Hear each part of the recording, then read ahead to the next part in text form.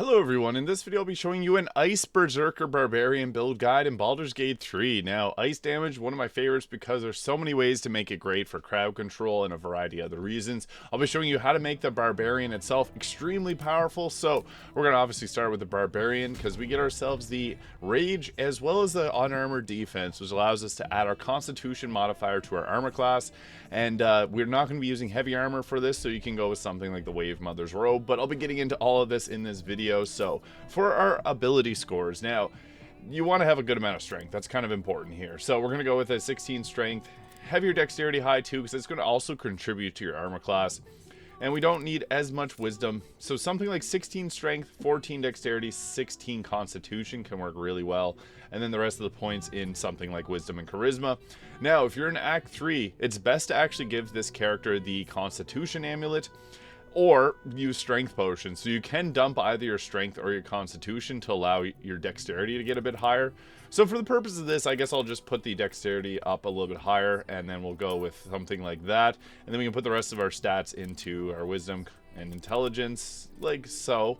So something like that would work well. Now, again, I showed the stats earlier, so 16 strength, 14 dexterity, 16 constitution otherwise, but we can go with this if we have the constitution amulet, or you can also dump strength if you want to use the strength log. There's stat stick that gives you 19 strength.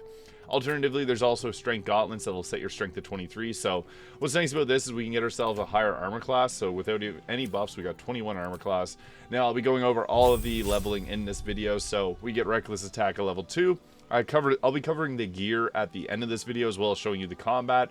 We also get danger sense, so you advantage on dexterity saving throws against trap spells and surfaces. Nice, awesome. We got reckless attack though, that's really good. Advantage on attack rolls, but they have advantage against you. So at next level, we get to choose our subclass, and this is going to be the Berserker Barbarian. Although the Wild Heart is really fun, the Berserker gives us Frenzy, so your Rage turns into a Frenzy. You get Frenzied Strike and Enraged Throw. You can also make an improvised weapon attack as a bonus action. So we get our Frenzied Strike and Enraged Throw there. Both are bonus actions, very nice to get. And I'll be showing you how to take advantage of all the extra ice damage that we can deal in this build. At next level, I think it's actually best to go maybe Tavern Brawler here. If you want to focus on throws, this is the way to do it because your strength is just going to go through the roof this way. Otherwise, we'd go ability score improvement, take our dexterity up or our strength up if you're focused. If you're not going with strength potions, increase your strength for an increased hit chance. Or you can also use increased dexterity and use a dexterity-based weapon. Alert for the +5 to initiative is huge as well. And if you want, you can also go with the Great Weapon Master if you want to use a two-handed weapon earlier in the game. I'm going to go Tavern Brawler just to show what's possible with this build, and then ideally you'll have one of these stats at 15. You can take it up to 16 this way. Tavern Brawler will double our strength modifier and add it to our weapon attacks with throwing attacks, as well as our ability to deal unarmed damage, which we're not going to do, but I'll show you how this can stack here. At level 5, we get the extra attack. That's massive. This is just a huge boost to our damage. And we also get the fast movement, so increased movement speed by 3 meters when not wearing heavy armor. Don't wear heavy armor with this. Just don't. It's better to use clothing and get your unarmored defense that way. At level 6, we get the Mindless Rage. Although you can add in, I think it's best to add in the Rogue at this point, because we'll get ourselves sneak attacks. This does require a finesse weapon, but I'll show you why we're going to add in the Rogue. So we get ourselves bonus action, dash, hide, and disengage. But finally at level 3, we get ourselves an extra bonus action. So the Thief gives us another bonus action, which we can use as the Barbarian actually has a lot of options for their bonus action. Some people like Assassin, but getting an extra bonus action actually stacks up this class a lot. We could also get an extra feat here at level 4, or you can go back to the Barbarian. There's a few options. Going back to the Barbarian, we can get a few different bonuses, although we can also add in the Fighter, and that's an option there that'll give us a bit more damage, because we get our extra attack from the Barbarian already. So we can add in the Fighter to take it to level 4 and get ourselves another feat this way and more health. It also gives us a fighting style and second wind bonus action heal. So with this, we can take defense for a +1 armor class. It's always a good idea because everyone can use extra armor class. If you want to use a shield, dueling will add 2 damage to your main hand's weapon. Great weapon fighting will allow you to re-roll your damage die for using a two-handed weapon. So this all comes down to how you want to play, because this build is optimized for all of these. I am just going to take, I guess defense doesn't work because we're going to be wearing clothing. So 2 weapon fighting if you want to use 2 weapons, and great weapon fighting if you want to use a two-handed. I'm using a weapon and a shield here, so I'm going to go with dueling for an extra 2 damage to that. So archery is another option if you want to use a crossbow a little bit more than often. But we also get action surge here. It gives us an extra action. Massive. It's really useful. And then at our level 3, we get to choose a subclass. Battle Master actually helps a lot here because this will give us the ability to use battle maneuvers, which are actually really good. Champion's another choice because this will give us a higher critical hit chance. And this would work well, but the level 9 Barbarian gets an extra damage die. So if you don't want to take the Fighter, you can take the Barbarian all the way up to level 9 to get a boost to your critical hit damage. But I think Battle Master for, one, riposte, giving us a reaction to attack back, is really nice. So you want to save it as much as you can for this. Menacing attack and frighten the target. This is probably the best of the maneuvers. And then trip attack. Trip attack can knock a creature prone, which will set up a sneak attack if we're going to use our rogue. So that can be really nice. And then for the final level, see, if we go with this, we get ourselves 67 health. So it just gives us a chance to get a little bit higher health, and we get another feat. So we have Tavern Brawler already, so I think it's best to go with ability score improvement. Take the dexterity up to 18 for more armor class and more initiative. Although alert is another great perk that you can use. So I guess I'll show off this build. There's a few different ways we can go about this. I got a nice 22 armor class, which comes from the Amulet of Greater Health. The Wave Mother's Robe, which gives us the Creator Destroy Water level 4 spell for free. However, if you want to boost up your armor class, the Vest of Soul Rejuvenation. Whenever you succeed a saving throw, 1 to 4 health. And you can use a reaction to make an unarmed strike. We already have a reaction with Riposte, but this gives +2 armor class for the nice 23 there. I just think the Wave Mother's Robe works well here because we can set up Create Water for someone else too. And I guess I have the medium armor on. That might have actually impacted things, so we'll just swap that off. And yeah, I guess it keeps our armor class 21 there. So yeah, this will actually increase armor class, which is nice without breaking because this is medium armor. So interesting little interaction there, but a good choice for this would be to go with something like, I guess there's a snow hat that I don't have in my inventory at this moment. It's a good choice. Assassin of Baal Cowl is pretty good for giving us dark vision up to 3 meters, which is just melee range. +2 to initiative is also huge, so that can be a really good one to go with. Cloak of Protection, Ring of Protection, and Evasive Shoes, all +1 armor class is massive. And the Legacy of Masters will give +2 to attack and damage rolls with weapons, which is really nice. Although the Helldust Gloves can add fire damage, that doesn't fit the build perfectly, but it's an option.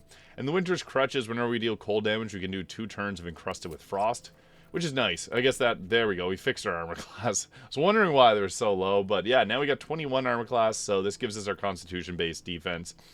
I don't know why I goofed that up, but yeah, now we got the high armor class again, sweet. And yeah, the Flail of the Ages is a solid, if you don't want to use sneak attacks, this is really good because it gives you the ability to chill a target, which gives a weakness to ice damage, so you can set up your other teammates to deal further ice damage. I also have the Fabricated Arbalest here, which gives us an illuminating shot. But one cool feature, so if you have someone with a Drake Throat Glaive, what you can do is you can go to do a ranged weapon attack to pull out the crossbow, take your teammate, and they can use the Draconic Elemental Weapon, and they can apply the cold to the weapon. So you'll now deal cold damage with your ranged weapon. See there, it's icy now. So one cool bonus benefit of this, 1d4 cold damage actually triggers a snow burst ring. So whenever the wielder deals cold damage, they create a 4.5 meter ice around the target. So what this will look like is whenever we attack with a ranged weapon, it creates ice, and then they slip and fall, which is a whole lot of fun. If you have arrow of many targets, this can be crazy because you'll just set up ice everywhere, and everyone will slip and fall and die on it.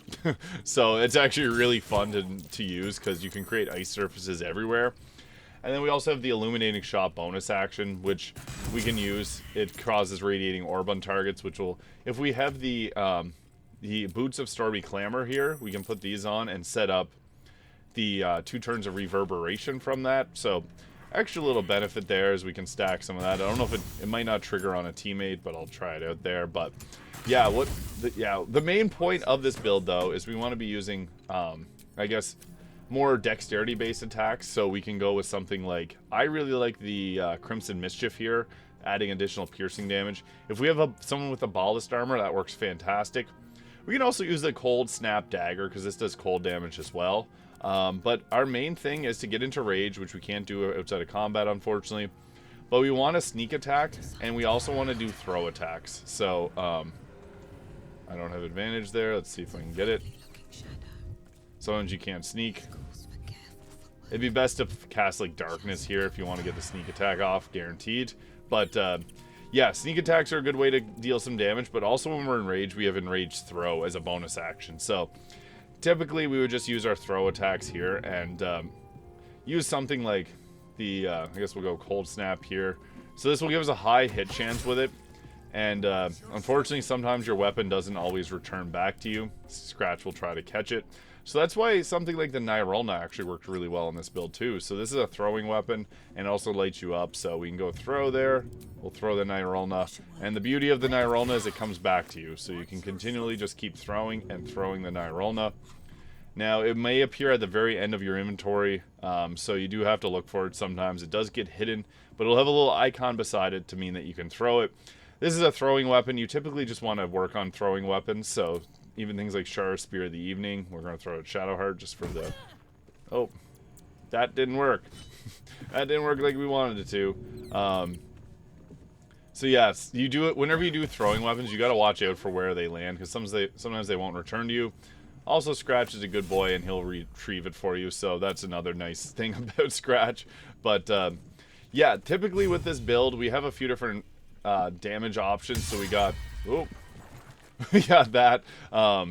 Basically, whatever weapon actions you got your throwing attacks, you got your cold-based range attacks. You can also apply the cold to your main hand weapon. But if you're going that route, you should probably have Nir's Disintegrating Nightwalkers on, because the cold damage will end up tripping you. But if we have something like the Flail of the Ages, it can actually apply it to itself with the Elemental Age here, so we can go with cold damage. And then the beauty of this is we can also use our weapon attacks here, like Trip Attack, or Menacing Attack. We do get a few Battlemaster options, which are nice. So there's that. We get 3 choices on how we're going to use them. But as you can see there, we can create ice surfaces really easily. That's the biggest benefit of this, is just being able to make everyone slip around you, and then you can stay above from slipping. So yeah, that's one of the most fun parts of this build, is being able to attack everyone and have chaos ensue on the battlefield, and you're still standing. So this has a lot of different ways of dealing damage. I guess I'll pick Will back up. And then I'll show you what combat would look like. So we'll get into a combat encounter here.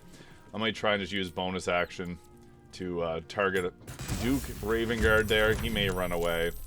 Unfortunately, he disappeared. So yeah, I guess we'll have to do it on Shadowheart's dad here. But basically, you want to get into your frenzy early as possible, so that you can deal a little bit extra damage, and you can do your improvised throws. I end up using my extra bonus action there, unfortunately, because Rage does require a bonus action, but on your second turn, you'll be able to do 2 enraged throws.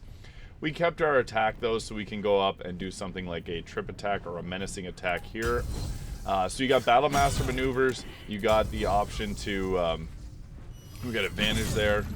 So save failed. Then we also have Action Surge for additional attacks. He's going to heal himself, so we can't actually do much against him. But yeah, the ice surfaces is the big benefit of this build, because you make everyone slip around and you deal a ton of damage while you're in your rage here. So there it is. That is a powerful Ice Berserker Barbarian build in Baldur's Gate 3. That it was a mouthful. If you found this video useful, please hit the subscribe button below. Thank you so much for watching, and I'll see you all in the next video.